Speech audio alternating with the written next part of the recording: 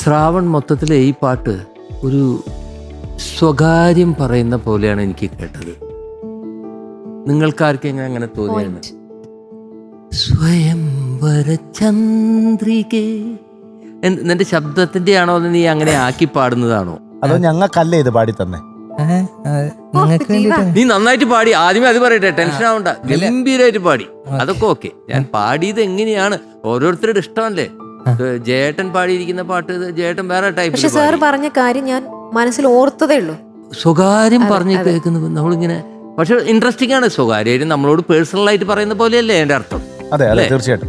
ആരോ എവിടെയോ ഇരുന്ന് ഇത് കേൾക്കുന്നുണ്ട്. ചോദിച്ചോ സാധനം കിട്ടി ശരിക്കും? അല്ല ഇല്ല. അല്ലെങ്കിൽ അങ്ങനെ ഒരു ഫീല് വരേണ്ട കാര്യം എന്തായിരിക്കണേ? തുറന്ന് എല്ലാവരോടും പറയണ്ടേ? ഇത് ഒരു സ്വകാര്യം ഒരാളോട് പറയുന്ന പോലെയാണ് പാടിയത്. ഒളിച്ചിട്ടുള്ള പ്രേമാണ്.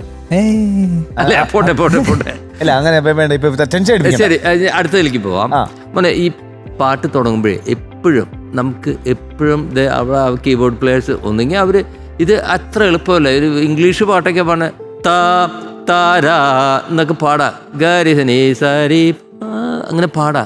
ഗ സ്ട്രെയിറ്റ് ആയിട്ട് എടുത്തു കഴിഞ്ഞു കഴിഞ്ഞാൽ ശരിക്ക് നമ്മളിവിടുന്ന് സൂചിയിൽ എറിയില്ലേ, ശരിക്കും ആ ഉന്നത്തിൽ ടാർഗറ്റിലെത്താൻ ഇത്തിരി ഡിഫിക്കൽട്ടാണ്. അപ്പം നമ്മളത് പതുക്കെ അതിലേക്ക് കൊണ്ടെത്തിക്കണം. അപ്പോൾ അത് സെക്കൻഡ് ടൈം പാടിയപ്പോൾ ബ്യൂട്ടിഫുൾ ആയിട്ട് പാടി. അത് കഴിഞ്ഞിട്ട് സ്വയംവരം റിപ്പീറ്റ് ചെയ്യുന്നില്ലേ, അവിടെ നന്നായി. എന്താ സംഭവിച്ചതെന്ന് മനസ്സിലായോ? എന്താ നീ ചെയ്തത്? അല്ല, കുറച്ച് ഒതുക്കി പാടി. ഒതുക്കിയതൊന്നുമില്ല. സ്വയം എന്ന് പാടുന്നതിനെ സ്വയം, അതായത് ഷഡ്ജത്തിന് താരി തര ടാരി പറഞ്ഞ ശ്രുതി കിട്ടും. അന്ന് ശ്രുതി ഇട്ട് കൊടുത്തേ. ഇത് വെറുതെ സ്ട്രെയിറ്റ് ആവാണ്ട് സ്വയം സ്വയം. ഇപ്പൊ ശ്രുതി കറക്റ്റായി. ഇപ്പൊ സ്ട്രെയിറ്റ് ആയിട്ട് പാടിയാലും ശ്രുതി കറക്റ്റ് ആവും, കാരണം ശ്രുതി കിട്ടി.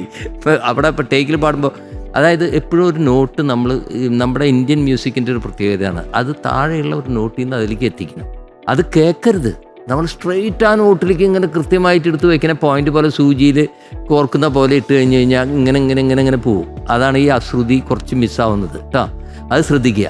എല്ലാ നോട്ടുകളും ലയിക്കാൻ നോക്കുക. നമ്മൾ ലയിക്കാനായിട്ട് നോക്കണം, അപ്പോഴാണ് ആ ലയം വരിക.